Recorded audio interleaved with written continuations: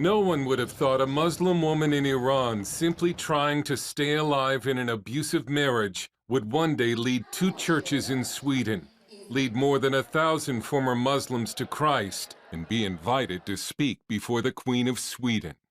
As a young woman in a Muslim culture, Annahita Parsan was powerless and insignificant. Her only hope was that she might one day find a good husband, and she did. But he died suddenly in an accident, and she found herself trapped in a second marriage so violent she expected to die.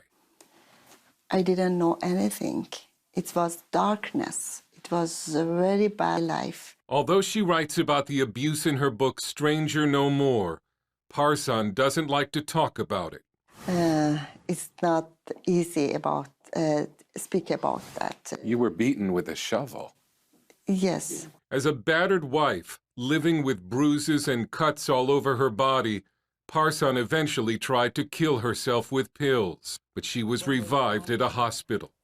Annahita's daughter Roxana remembers when her dad threatened to slit her throat when she was just a small child. I remember we had gotten cookies. My mom baked cookies. We got cookies. And then we went for another turn, like we wanted more cookies. Super normal. And we ran up and we're like, more cookies, more cookies.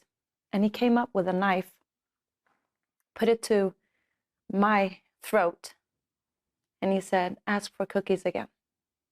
She was striving to just survive for us, just survive to make a better life for us. And maybe that was something God had implanted in her so that she would have something to hold on to. Annahita Parsan's journey to Christ and across 2 continents is the stuff of Hollywood movies, and one that would include several brushes with death.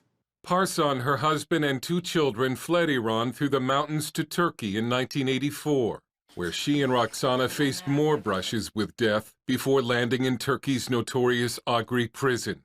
They would finally make it to Denmark, where she divorced her still abusive husband, and she heard the gospel for the first time.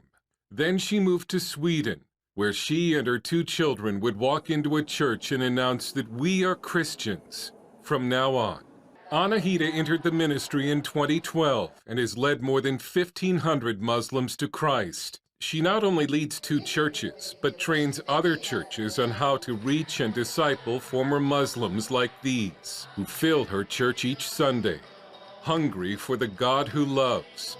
Parsan believes this was foretold in Jeremiah chapter 49, verse 39. But in the latter days I will restore the fortunes of Elam, declares the Lord. It is about Elam, and Elam is Persian. When I read that, I know it. It's about us. It's about our life. And it's amazing. God told Jeremiah that time, and it's happened just now. But Muslim immigration has also made Sweden a home for dangerous radicals. And Parsan told us she's received death threats and lives with the knowledge she could be killed. It's a free country, but it's dangerous too. Were you saying that sometimes you wonder if it's your last day? Sometimes. As a young woman living what seemed like a hopeless existence in Iran, Annahita Parsan saw no plan and no purpose in her abusive marriage, only random violence. But God had a plan for her to one day be a leading pastor in Sweden.